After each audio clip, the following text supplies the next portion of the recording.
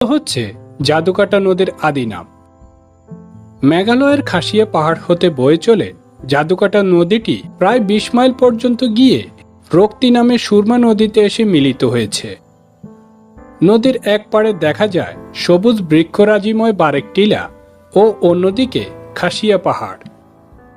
জাদুকাটা নদীতে বয়ে চলা স্বচ্ছ পানির ধারা, নীল আকাশ আর সবুজ পাহাড় একসাথে মিলেমিশে অপূর্ব এক ক্যানভাসের সৃষ্টি করেছে, যেখানে প্রকৃতি তার আপন মহিমায় সযত্নে সাজিয়ে রেখেছে নদীর প্রতিটি অংশ। এর পাশাপাশি জাদুকাটা নদীতে চোখে পড়ে স্থানীয় শ্রমিকদের কর্মতৎপরতা।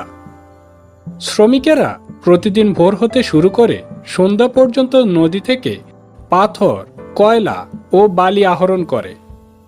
নদীটির দৈর্ঘ্য ৩৭ কিলোমিটার, গড় প্রস্থ ৫৭ মিটার এবং